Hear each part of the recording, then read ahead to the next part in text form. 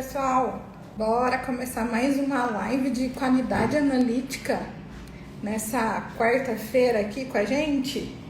Eu e o Igor novamente conversando um pouquinho com vocês sobre qualidade analítica, mais diretamente a parte de carta de controle. Sejam muito bem-vindos.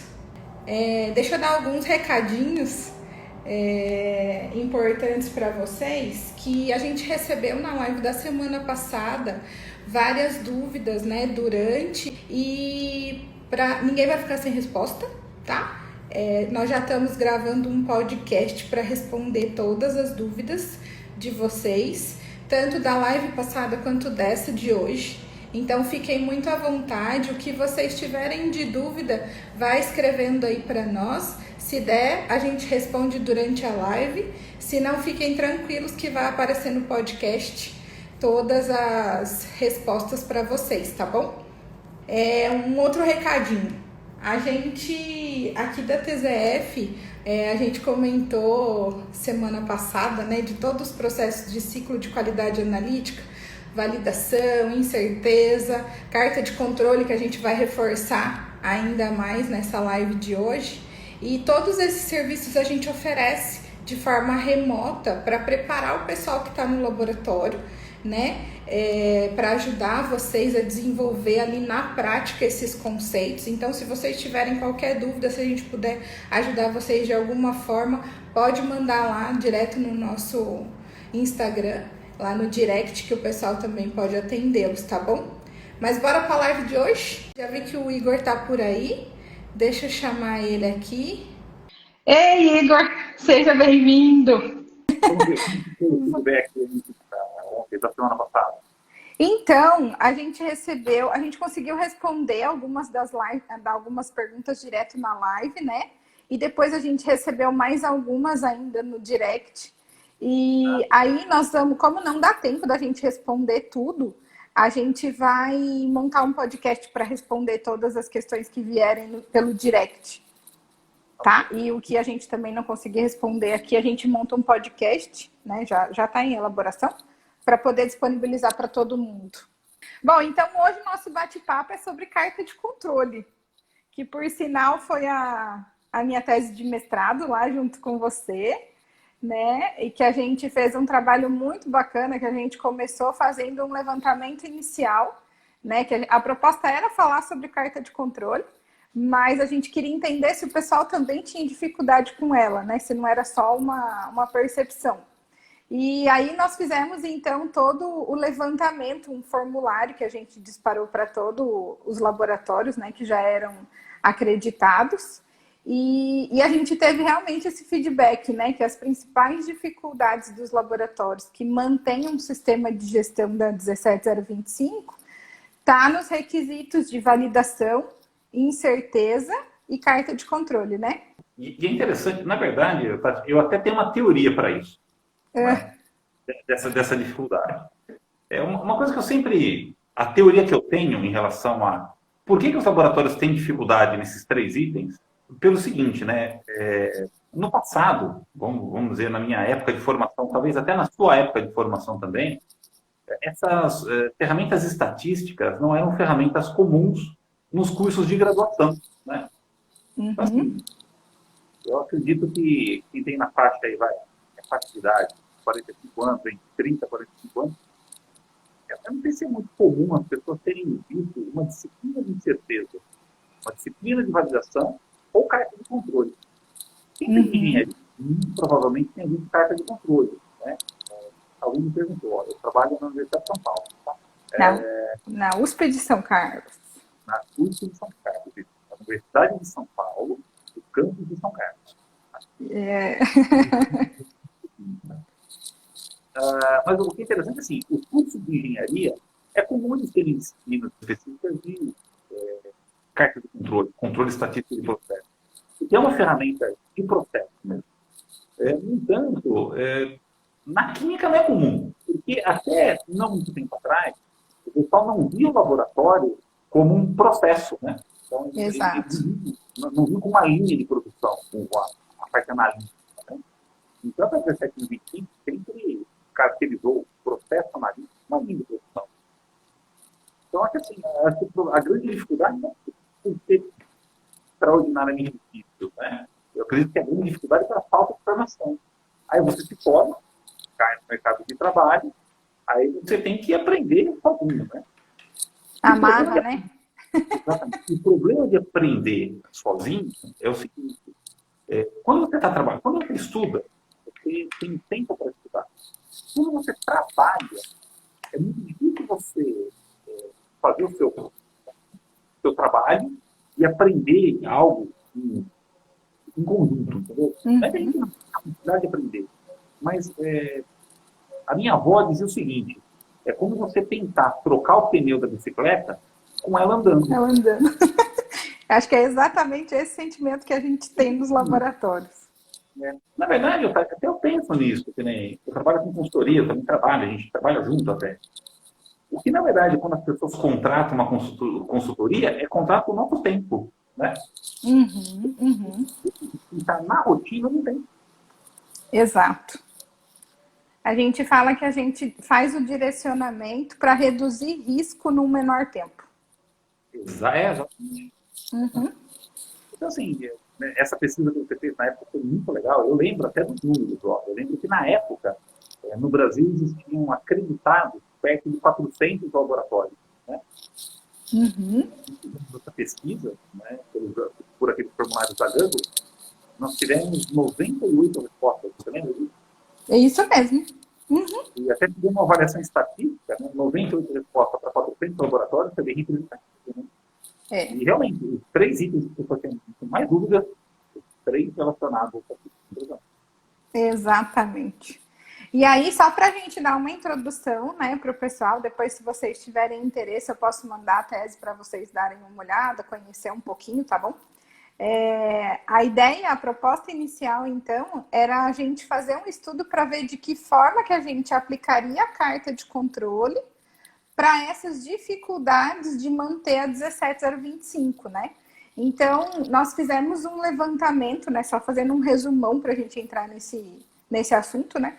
A gente fez esse estudo, identificamos essas 3 dificuldades, principais dificuldades, e depois a gente fez na prática, né? Então, nós fomos até o Lanagro de Campinas, né? E lá a gente fez todo um levantamento de dados para trabalhar com cromatografia, né? E para trabalhar com a carta de controle e entender, porque lá é uma prática a gente sempre trabalhar com curva de calibração, né? Então, a cada batelada de análise passa-se uma curva de calibração e depois uma checagem e depois as análises. E a ideia era a gente fazer o estudo com a carta de controle para entender como foi o comportamento durante um período de 1 ano. E aí, só reduzindo, né, encurtando aqui o estudo, mas durante esse 1 ano haviam sido passadas 40 curvas de calibração, né? E a gente tratando com carta de controle, com as checagens, a gente identificou que a gente poderia ter tido uma redução desse número de curvas de calibração trabalhando com a carta, reduzindo de 40 para 16. Você lembra? E aí, a ideia foi entender, né, o quanto a carta de controle ela nos auxilia na bancada, né? Quando que efetivamente eu preciso passar uma curva de calibração? Quando que o meu equipamento precisa ir para calibração efetivamente? Então, se a gente utilizar a carta de controle ao nosso favor, ela se torna uma aliada nas tomadas de decisão, na redução de custo de laboratório, nas justificativas, né, dos processos, entender o que está acontecendo no processo analítico. Então, só para colocar para vocês, a gente tem tipos de carta de controle. Então, a gente tem a principal, que eu acredito que quem trabalha com carta de controle trabalha diretamente com ela, que é a carta de Schwartz, né? A gente vai falar um pouquinho mais sobre ela. Mas toda carta de controle ela tem um objetivo. Se eu não identificar um objetivo antes, eu não consigo tirar efetivamente da carta de controle as informações que eu preciso. Aí ela passa a ser só mais uma ferramenta. né? E não me auxilia em nada. Então, quando a gente vai falar de carta de controle, eu tenho que pensar, conhecer o meu método, igual a gente conversou semana passada, né? Que antes de entrar numa validação, eu preciso conhecer o método, esse seria o primeiro passo de tudo. E para entrar num controle de qualidade, é muito importante que eu identifique quais são as amostras de controle que eu vou trabalhar. Quais precisam, quais vão representar o meu método ali na rotina.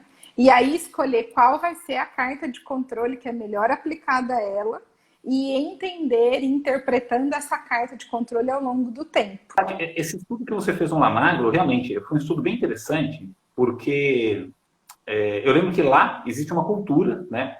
Eles faziam uma curva de calibração toda vez, né?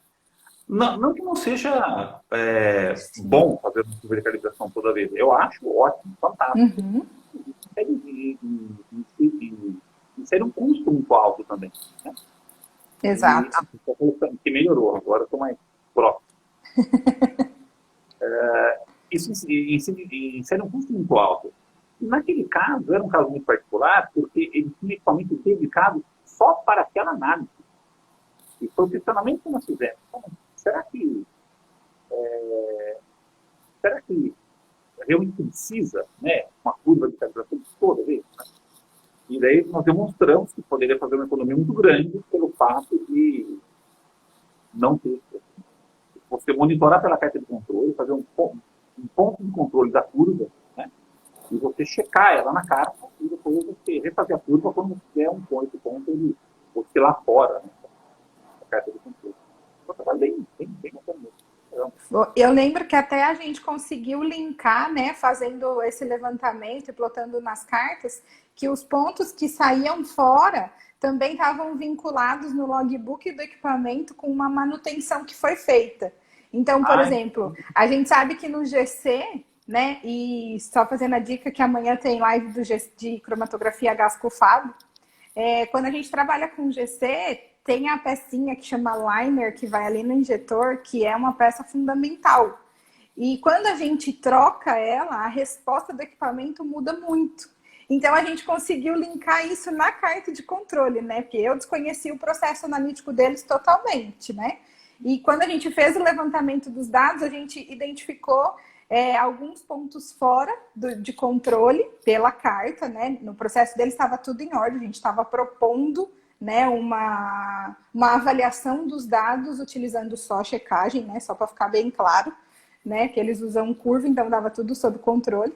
E esses pontos que deram fora nessa tratativa, a gente conseguiu fazer a rastreabilidade, que lá tem também a 17025, né? E a gente buscou a rastreabilidade no logbook do equipamento e lá estava marcando que naquele dia, antes daquele cheque, foi passado, feita a troca do liner. Então, você conseguir fazer a junção das informações foi muito bacana, né? É verdade. O que é legal na carta, né? Quando você tem o processo sob controle, né? A carta ela identifica, por exemplo, até problemas de calibração do instrumento, né? Uhum. Fantástico para isso. Para diferentes tipos de ensaios. Né? Exato. Tanto que tinha até uma questão aqui se a gente pode utilizar a carta de controle para espectrometria de massa. Sim, com certeza. Né? A gente pode utilizar a carta de controle, a carta de controle ela vai estar sempre linkada a um objetivo, né? E a uma amostra de controle que você adotar para o seu método.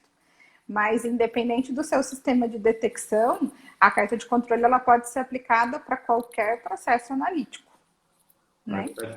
Até uma coisa que eu vi dentro das perguntas, tá? Uma coisa bastante interessante, assim, né? Você falou da carta de Schubert, né? Tem uma carta de média também. Alguém perguntou aqui sobre carta de amplitude e carta de média, né? Que são cartas distintas, na verdade. Né? Às vezes pode usar uma ou outra, né? Carta. Mas o que a Tati falou, depende muito do seu objetivo. Né? De uma maneira, talvez bem resumida, eu diria o seguinte: a carta de média, ela monitora a exatidão do processo. A carta de amplitude, ela monitora a precisão do processo. Né? Porque a carta de amplitude, a carta de range, por exemplo, você sempre vai fazer uma amostra duplicada, né? E você vai ver a dispersão né, dessa duplicata ao longo do tempo. Se a dispersão dessa duplicata ela vai aumentando com o passar do tempo, é que sua precisão está piorando. Né? No comportamento não, você tem um material de referência ou uma amostra de concentração precisa e você já tem uma concentração alta. Né? Você vai monitorando essa concentração ao longo do tempo. Até dá para ver a precisão também, né? Quando eles começam a ser mais dispersos. Né? Mas o grande objetivo é a exatidão dela. Exatamente, exatamente. Aí a gente tem uma questão que foi colocada aqui, que eu acho que é uma dúvida de muita gente, que é a construção da carta de controle, né? Como que a gente determina os limites ali pela carta de controle? Você quer falar um pouquinho? Pode ser. Eu vou falar baseado na sua tese de mestrado. Tá bom.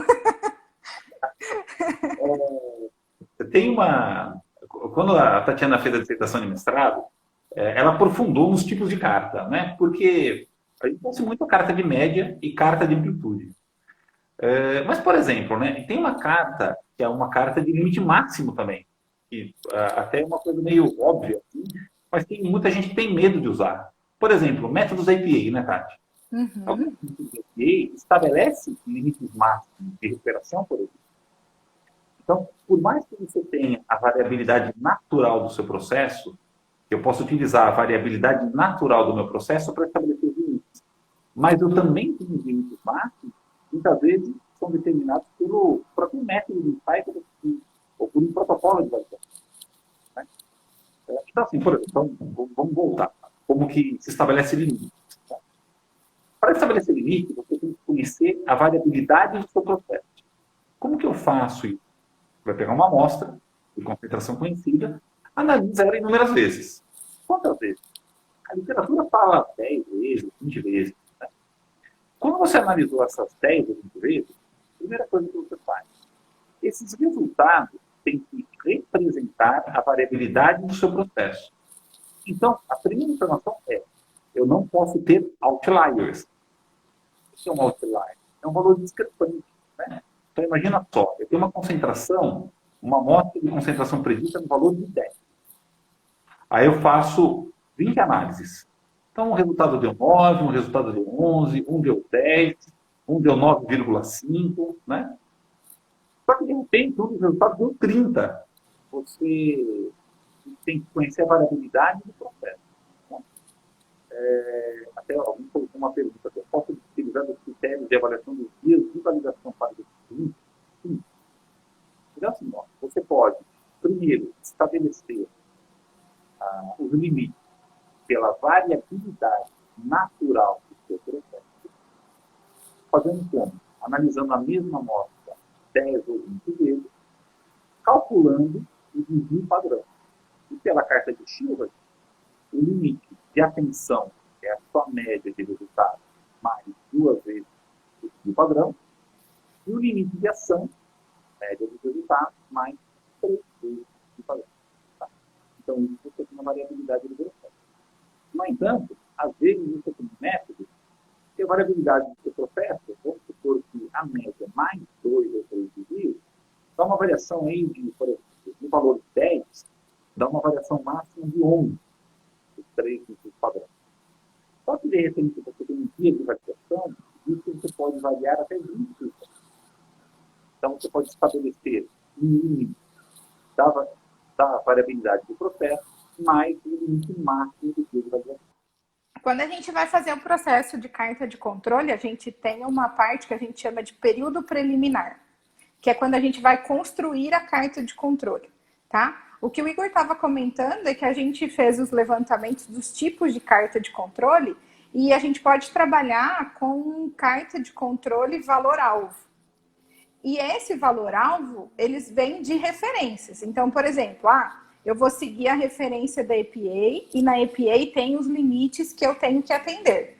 Eu fiz a validação do meu método e eu segui esses limites, eu fiz a estimativa de incerteza de medição e cheguei, né, encontrei a incerteza e eu vou levar esse mesmo critério para a carta de controle. Então, eu já levo esses limites, tudo bem? Essa é uma carta de controle de valor-alvo. Se eu não tenho e esses limites foram criados ali, né, os critérios de aceitação na validação, eu posso encontrar os limites reais do meu método. E aí é quando a gente vai fazer o processo de construção da carta. A construção da carta de controle, ela acontece nesse período preliminar, no qual eu já defini a minha amostra de controle, e a gente vai ensaiar essa amostra de controle de uma forma que ela represente a rotina de uso daquele método no laboratório, certo?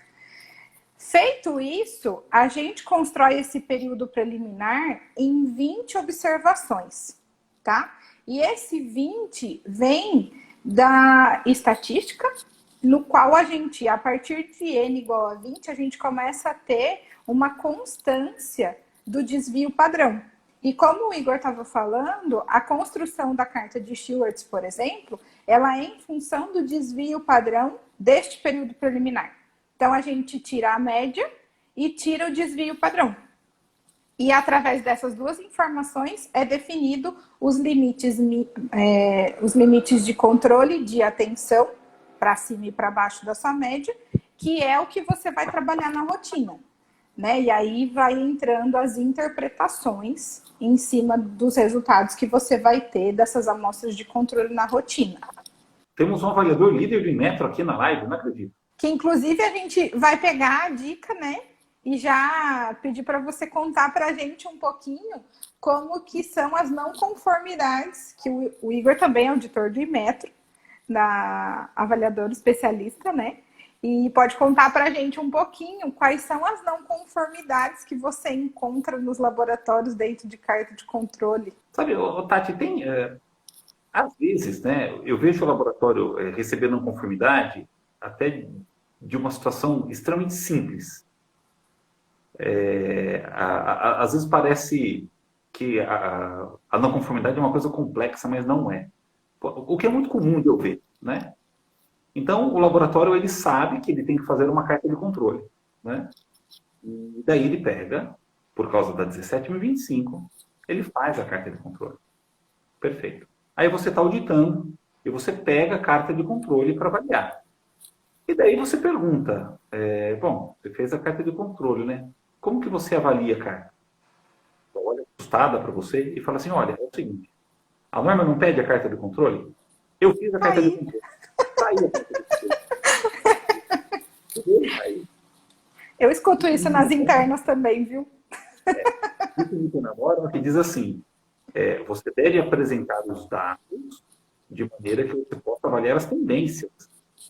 Como que você avalia a tendência? E a pessoa não sabe.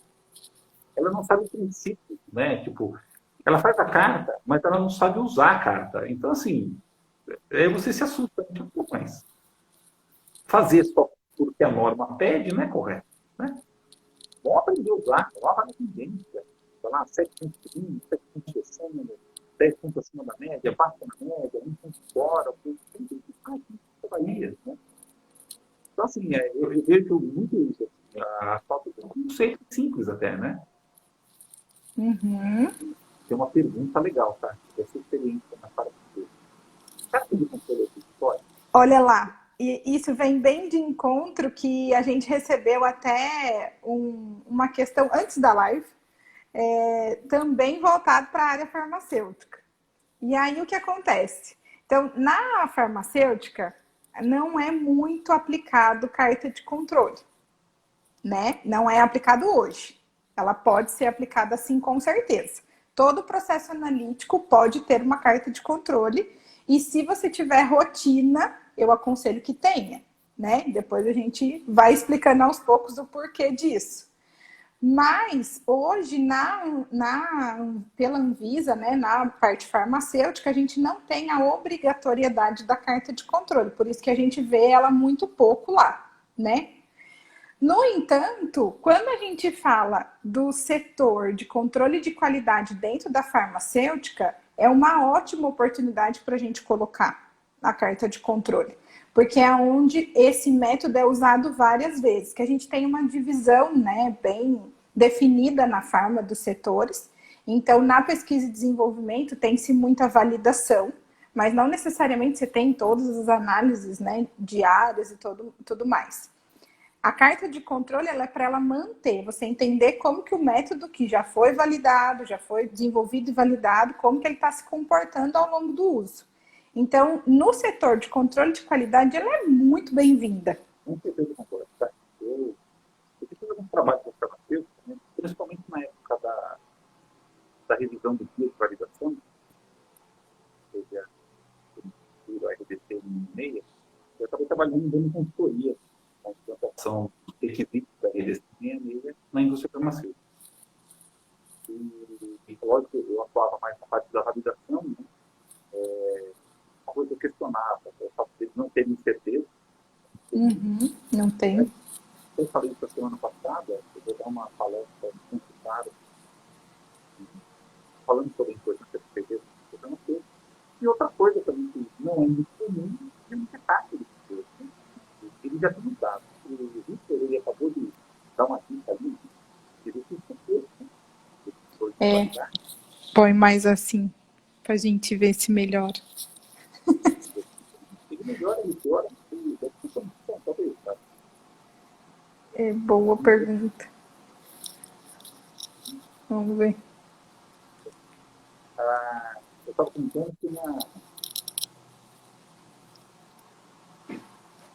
o Victor comentou que, na verdade, a certeza, né? O controle de qualidade, ele já tem estudado, poderia utilizar e usar. Utilizar a carta de controle para fazer